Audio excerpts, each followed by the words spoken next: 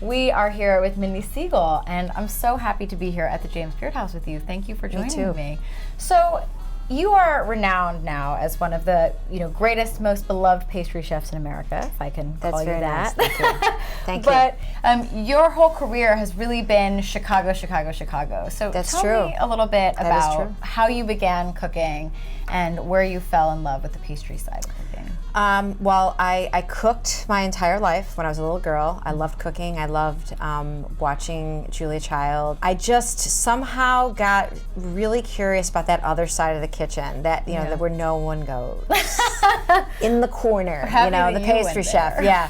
So I went to culinary school and really studied everything. I have a degree in cooking, and always was very, very curious, and always wanted to go back into the pastry department. So, and I guess mostly because it was very challenging for me. The science of pastry was very, it was challenging. I mean, you've been in some of Chicago's most famous kitchens over the years. Been in good ones. Tell me a little bit about the different mentors that you had over the year, because I mean, before you opened your own spot, Hot Chocolate, reads like a life didn't begin at Hot Chocolate. Someone told me, you will go, and the first day you walk into kitchen, you will either know, or you want, or it'll either be for you or want. And as soon as I walked in, and my feet stepped on those, mats, the kitchen mats, I was like, man, this is 2 thumbs up for Mindy. Yeah. So, I worked in good kitchens. I worked at Ambria, which was a 4-star restaurant in Chicago. It's not there anymore. Worked at Gordon, which was a phenomenal, kooky little restaurant in Chicago, very famous. But I worked at Charlie Trotter's, and I worked for Charlie Trotter, and that was very iconic for me. He was a wonderful mentor and really taught me the pursuit of excellence. And I was very, very lucky to work with a gentleman. His name is Michael Cornick, and he is one of my mentors, and he really taught me how to run a business, how to be the chef, but be the leader and be the right kind of chef and run a restaurant and run a business. And to me, there are so many different aspects of being a chef, and it's being creative is this big. The other part of the business and the other part of being a chef is much more important. So you became well known kind of within the restaurants you were working at initially for some of your more creative dishes. I did. So how did you balance that of being yourself while also fitting into the vision of the restaurant? Well, I don't know. I mean, I guess the job of, forget me, but in general, the job of a pastry chef is to follow the food, no matter what the food is, and no matter what the style of the restaurant is. And so a good pastry chef can adapt and can sort of become a chameleon to the surroundings in which they work in. But everybody has their own style, and everyone has their own sort of what they want to do. And for me, I opened a restaurant that I wanted people to come to every day. I wanted it to have roast chicken. I wanted it to have hot chocolate. I wanted to have great desserts. I wanted to have a great cheese program.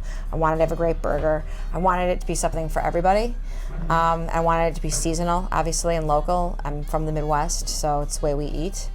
I wanted it to be about my guests and the guest experience. And how did you make that leap from saying, okay, I've been in a fine dining restaurant setting to I want to open Hot Chocolate? How did that go, and how was the process of opening your own spot? Because obviously being a pastry chef is so different because you're never in the front.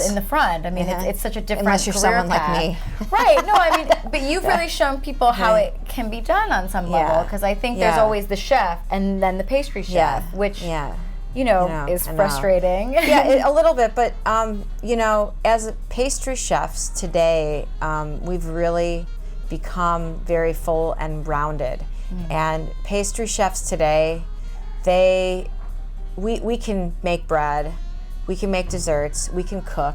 And the thing about pastry chefs is we actually are really good cooks because we know detail, and we know progressions, and we know what's going to be good before our dessert. And so my restaurant is really it's a restaurant that through the eyes of a pastry chef, Not so much anymore, but thinking of dessert first. So we're going to think about the desserts and then like, well, what do you want to eat before you eat this dessert? You have a new cookbook focusing just on cookies called Cookie Love, which is the cutest name title. ever. Yeah, but how did you decide, all right, it's time to write about cookies, because everybody loves cookies and it's just time for a cookie book? Well, first of all, when I was deciding about writing a book, I did not want to write a body of work book. I really wanted to write single subject books. So I want to write a series. So this is the first one. I felt like it needed to have a revamp and a new thought and new takes on classic cookies, and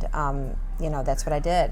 In your restaurant, it's been more approachable, and perhaps is this the next evolution for you of saying, okay, like I have these great recipes, and you can do them too, and you can share them. Is that important to you? Yeah, that's like I'm done with plated desserts. On camera. Yeah, I did it for almost 30 years.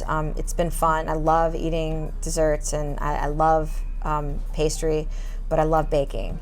And I really want to focus on baking, and I want to focus on that single subject matter, like cookies and cakes and pies and breakfast pastries and stuff like that. And that's really where I'm going, and because I think it's like the next part. I've been cooking. I've been in the kitchen for a long time. I want to like teach people. Was that important to start with cookies because it's so approachable? Well, yeah, of course, yes, but most importantly because cookies are my jam. Yeah, and they go really well with jam. And they go well with jam. Yeah, no, cookies are my jam. I've been making cookies for a really long time. I've been, I literally like travel all over the country with boxes of cookies, and I'm really into cookies. Well, Mindy, thank you so much for coming here at the James Beard House and sharing your story with us and a little bit about your new cookbook, Cookie Love. Really appreciate it. Thank you. Thanks for having me.